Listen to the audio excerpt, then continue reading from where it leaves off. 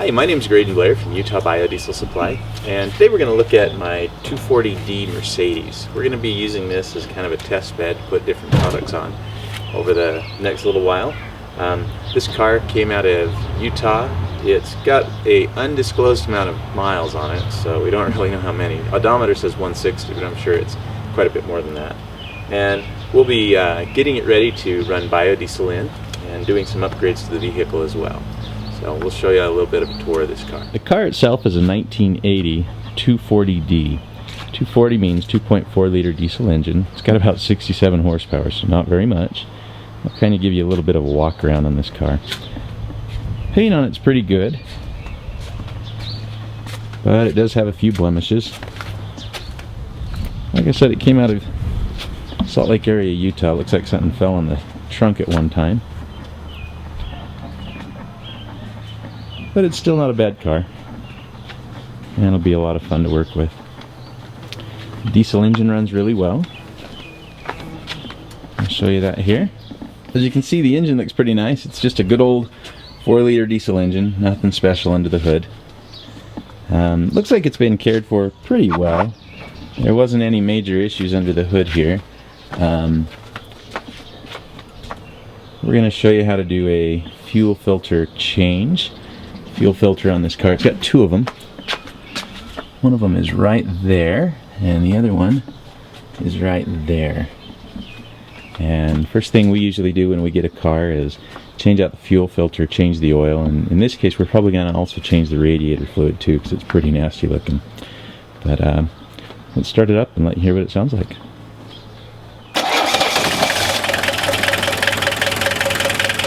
Sounds pretty good. Idles really well.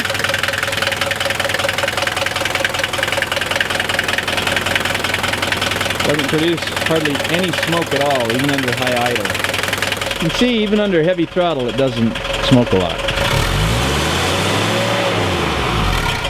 I love it. Car's in great shape. The engine seems to be running well, so this will be kind of a fun test bed to see how it does. We'll see what the difference in the diesel engine from diesel fuel to biodiesel does, and see how it operates.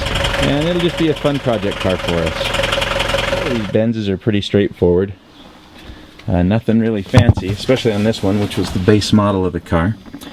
The odometer on this one says 160,000, but it's been stopped for quite some time. Judging by the wear on the steering wheel, I'm guessing it's probably got about 200,000 miles on it. It does have a fair amount of play in the front gearbox, so it's been a well-used car. Show you how to start one of these. It's pretty straightforward. You turn the key on, watch for the glow light to go out, and then you just start it.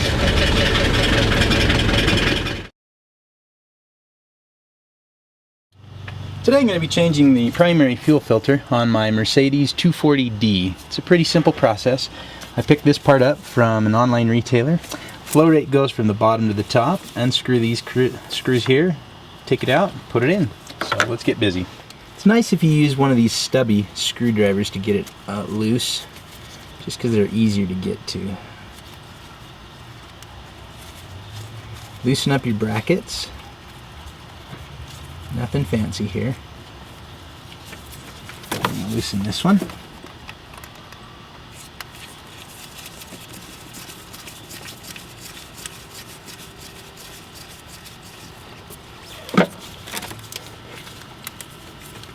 It slides out.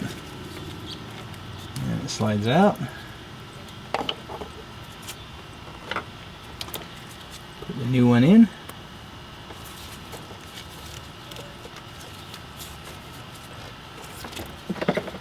Screw it down.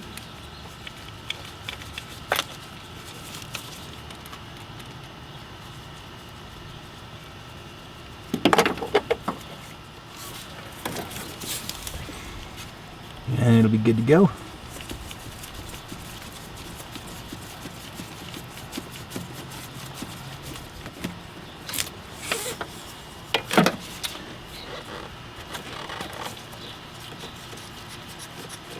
To get fuel into this, you need to prime it. So I'm going to use my priming pump.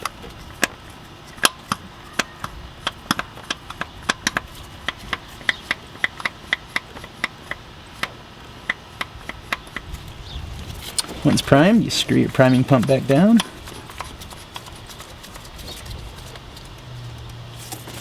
And she's good as new. That's how you change the fuel filter on a Mercedes 240D. Look how dirty this one was. Today we're going to replace the fuel filter on a 240D Mercedes. The fuel filter sits right here, and we'll be replacing it with this one right here that I picked up.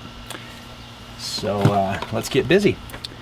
To change the fuel filter, you're going to need a 24mm socket or wrench to loosen this bolt here, and then this just screws loose, and then putting it back together is basically the reverse. So I've got my 24mm socket and driver, and I'm just going to loosen this up. And that'll come loose there. If you want, you can lay some cardboard below or something like that, because you will drip diesel fuel.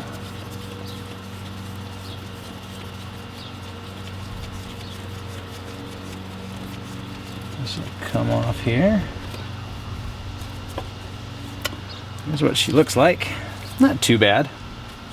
Probably kind of dirty. Don't know the last time it was changed. I just bought the car, so set that one up there.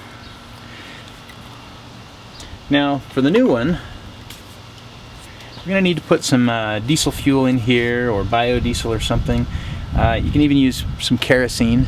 But one of the tricks I learned years ago is that you can actually use automatic transmission fluid, and it's pretty good at lubing up the fuel injection system as well. So, but I've got a little bit of diesel, so we'll fill that full and put it in. Okay, I put some fresh fuel in my fuel filter here, and I'm just going to reattach it.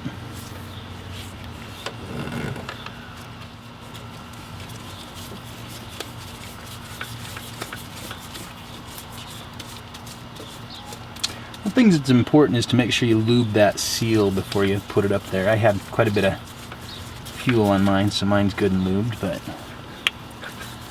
I'll tighten that up.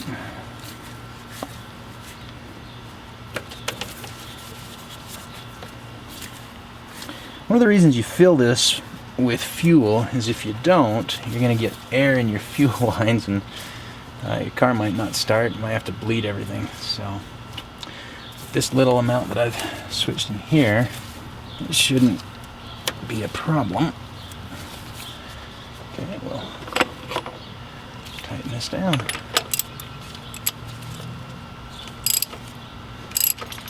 And you don't have to be real tight, just kind of snug it up. Okay, that's it. Then what you do is just start the car and look for leaks and see if everything's tight.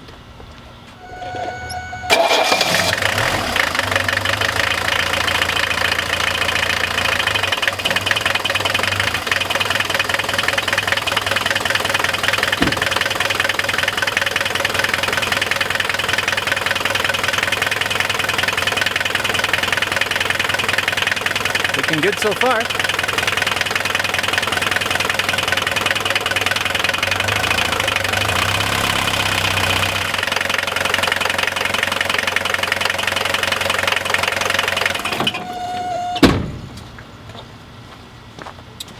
And that's all there is to it, to changing the fuel filters on a Mercedes 240D.